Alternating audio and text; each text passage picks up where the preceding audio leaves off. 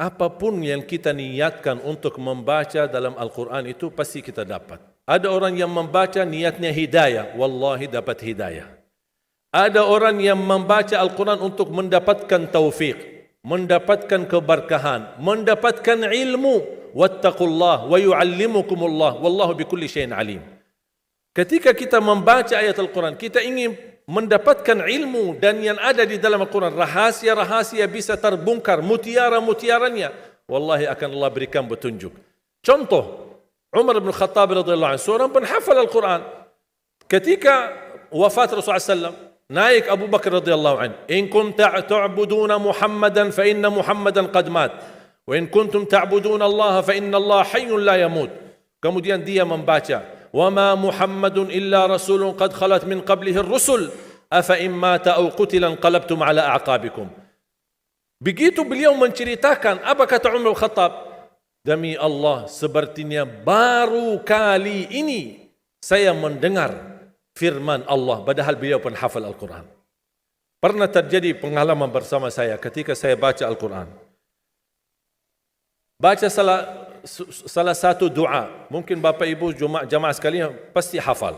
Doa tidur dan doa bangun tidur. Doa tidur, Bismikallahumma amutu wa ahya. Ada banyak berbagai macam riwayat, tapi singkatannya Bismikallahumma amutu wa ahya. Kemudian doa bangun tidur, Alhamdulillah alladhi ahyana ba'da ma amatana wa ilaihin nusyur. Yang membuat saya penasaran, kenapa di judul doa namanya doa bangun tidur, doa tidur, tapi di dalam doa tidak ada istilah bangun tidur. Justru yang ada hidup dan mati. Membuat saya berfikir, apa maksudnya Bismikallahumma? Seharusnya Bismikallahumma tidur dan bangun. Alhamdulillah yang telah membangunkan sesudah tidur. Kenapa ada hidup dan mati? Ingin saya mencari tahu, sampai saya menemukan sebuah hadis yang sahih. Alhamdulillahilladzi radda ilayya ruhi wa afani fi jasadi wa adhina li bidzikri. Ini menjadi doa yang kedua, doa bangun tidur. Ketika saya baca, Alhamdulillah yang telah kembalikan ruhku, berarti ruh kita di mana saat tidur? Wa afiyat di jasadku, dan diizinkan untuk bisa mengingat Allah Subhanahu wa taala. Membuat saya tambah penasaran, kenapa di saat tidur Allah sebutkan kata hidup dan mati, bukan kata bangun dan tidur. Membuat saya jari dan gali tahu, mencari tahu, tidak menemukan hadis-hadis yang bisa menjawab penasaran saya. Subhanallah, ketika saya membaca Al-Quran, seperti biasa baca, setiap hari baca, meniatkan waktu, kadang 1 juz, kadang 2 juz, pas sampai saya di surat Az-Zumar. Surah 39 ayat 42. Allahu yatawaffal anfusa hina mautiha wallati lam tamut fi manamiha fayumsiku allati qada 'alayha al-maut wa yursilu al-ukhra ila ajalin musamma inna fi dhalika laayatin liqaumin yatafakkarun. Saya langsung sujud syukur. Saya berkata, itulah jawabannya. Allahu yatawaffal anfusa. 2 kali Allah memegang nyawa kita. 1 saat kita meninggal dunia. 2 saat kita tidur belum meninggal dunia. Allahu yatawaffal anfusa hina mautiha, ketika tidur mati, sudah meninggal dunia. Nyawa kita dimegang oleh Allah SWT. Allahu yatawaffal anfusa hina mautiha wallati lam tamut fi manamiha, dan Allah memegang nyawa seorang ketika dia tidur tapi belum mati. Kalau soal sudah dimegang nyawanya ketika mati sudah selesai. Tapi Allah jelaskan lebih detail lagi, persoalan megang nyawa seorang ketika tidur belum mati. Fayumsiku allati qada 'alaiha al-maut. Allah Subhanahu wa taala menahan nyawa yang sudah ditetapkan oleh Allah kematiannya. Makanya ada orang ketika bangunnya subuh sudah meninggal dunia.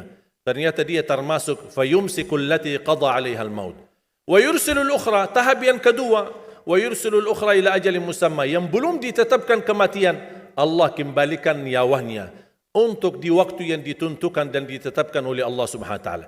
Itu beristiwa setiap malam Bapak Ibu. Dimegang nyawa kita dan dilepas. Bisa jadi ketika dimegang dipertahankan, tidak dilepas.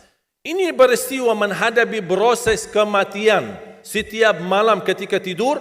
Inna fi dzalika laayatil liqaumin yatafakkarun. Mana orang yang berfikir, itu tanda kebesaran Allah bagi kaum yang berfikir. Ketika saya baca buku-buku doa, ternyata saya menemukan doa yang hampir sama mentakwilkan ayat ini, tapi menjadi bentuk sebuah doa yang cukup panjang, tapi sangat indah. Apalagi kalau bisa kita menikmati dan menhayati isinya. Menjadi salah satu doa tidur. Tadi doa tidur ada satu kan? Bismikallahumma amutu wa ahya. Doa bangun tidur ada dua. Alhamdulillahilladzi ahyana ba'da ma amatana wa ilaihin nusyur. Itu umum. Ada satu lagi, alhamdulillahilladzi radda ilayya ruhi wa afani fi jasadi wa adhina li bi dhikri. Terus saya menemukan doa, ternyata doa tidur ada dua. Selain bismikallahumma amutu wa ahya, ada bismika rabbi wada'tu jambi. Dengan namamu ya Allah aku berbaring. Wa bika arfa'hu, dengan namamu aku angkat. Fa in amsakta nafsi, ya Allah, kalau nyawaku dibertahankan malam ini, farhamha, rahmatilah ya Allah.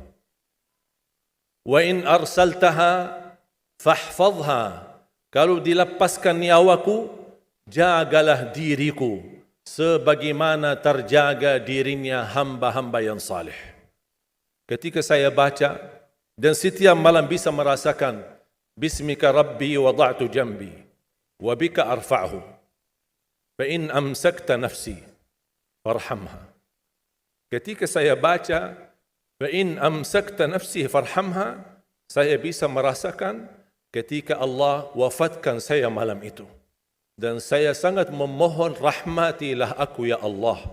Ketika saya sendirian saat dimandikan, saat saya sendirian saat saya dikuburkan, saya sendirian saat disalati, saya sendirian saat dihisab, saya sendirian saat menghadapi munkar nakir, saya sendirian saat mereka mengucapkan man rabbuka, ma dinuka, man nabiyuka. Kalau bukan rahmatmu ya Allah, saya tidak akan bisa apa-apa. Saya tidak bisa nyaman, saya tidak bisa selamat, saya tidak bisa bahagia. Bagaimana kuburan yang sempit dan gelap bisa menjadi kun fayakun raudatum min riyadil jannah, taman dari taman surga. Bahkan Allah tunjukkan posisi kita di surga. Makanya seorang hamba yang bisa melihat posisinya di surga, dia berteriak, ya Allah, aqimis sa'ah, segerakanlah datangnya hari kiamat. Sebaliknya orang-orang yang na'udzubillah, ketika disempitkan kuburannya, bertambah gelap, bertambah hitam, belum lagi turun azab, ditunjukkan posisinya di neraka di sampingnya, dan dia berteriak, ya Allah, la tuqimis sa'ah, janganlah terjadi hari kiamat. Sudah aku disiksa di sini, sudah cukup, apalagi akan disiksa nanti di hari kiamat. Makanya ketika saya baca bismika rabbi wada'tu jambi wa bika arfa'hu fa in amsakta nafsi, ya Allah, kalau memang nyawaku malam ini dipertahankan, rahmatilah ya Allah. Karena prosesnya panjang. Ketika Uthman bin Affan disebutkan surga dan neraka, tidak pernah nangis. Tapi ketika dibahas kuburan, 3 malam tidak bisa tidur. Kata beliau, al-qabru awwalu manazilil akhirah. Kuburan itu langkah awal ke akhirat. Kalau itu lulus, lancar, bahagia, selamat, insya-Allah lebihnya aman dan sambil menuju ke surga. Tapi kalau kuburannya menderita, menjadi tersiksa, menjadi pahit dan tidak bisa nyaman, tidak akan bisa nyaman lebihnya dan selanjutnya, na'udzubillah min zalik.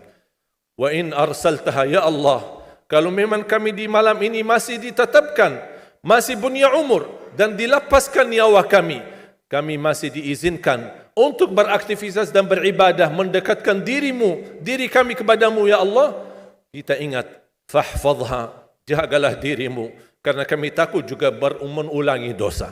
Kami takut lagi mengulangi kesalahan. Kami takut menjadi orang yang suka selalu masbuk atau ketiduran dari salat. Kami suka terlalu banyak kelemahan dan kebodohan kami. Kami tidak mau ya Allah. Jagalah diri kami sebagaimana terjaga dirinya hamba-hamba yang salih. Wallahi jamaah sekalian, saya usulkan kalau bisa hafal doa ini, karena sangat indah, hayati maknanya, dalami isinya, agar kita tidur dan kita merasakan tergantung diri kita dengan rahmat Allah Subhanahu wa taala. Kalau memang mati malam itu, kita insya Allah dirahmati Allah. Kalau kita masih punya umur, mudah-mudahan kita terjaga untuk bisa menjadi sebagaimana hamba-hamba yang salih. Jamaah sekalian, kematian itu jauh lebih dekat daripada titik nafas kita setiap hari. Bahagialah seorang yang bisa sisahkan amalannya, yang bisa membuka buku amalannya walaupun dia mati, tapi terus disalurkan pahala, sedekah jariahnya tidak terputus. Sepengalaman saya, dan saya belajar, tidak pernah saya menemukan amalan sehebat untuk mendukung dan mewakaf Al-Quran. Al-Quran untuk dibelajari, Al-Quran untuk dihafal.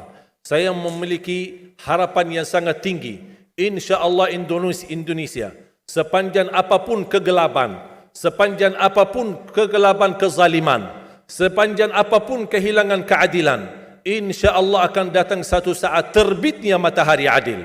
Dan insya Allah Indonesia akan menjadi negara Al-Quran. Saya bisa meyakinkan gitu karena saya telah merasakan bagaimana di Turki.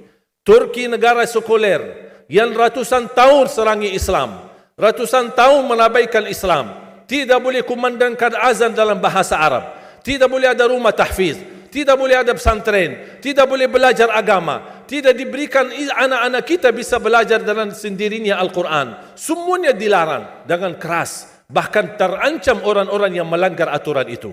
Allah Subhanahu wa taala melahirkan seorang presiden yang bisa membaca Al-Quran. Coba buka di YouTube bacaan Erdogan bagaimana. Itu dilahirkan dari negara sekuler. Saya bisa meyakinkan insya Allah 1 juta menghafal Al-Quran. Dan Bapak Ibu mudah-mudahan masih punya umur akan mendengar pengumuman besar. Imam besar salat Idul Fitri dan Idul Adha sekaligus khatib adalah Presiden Republik Indonesia menghafal Al-Quran. Itu yang saya yakini. Dan saya tidak pernah merasa lelah. Dan saya selalu berkata sama istri, kalau saya mati itu pun karena saya bersama Al-Quran. Wallahi jamaah sekalian, yang bersama Al-Quran tidak akan merugi. Berkah rizkinya, berkah umurnya, terjamin kebahagiaan. Allah Subhanahu wa taala hanya minta satu, berkenan bersama Al-Quran di dunia. Apa yang kita dapat? Apa yang akan dibalas?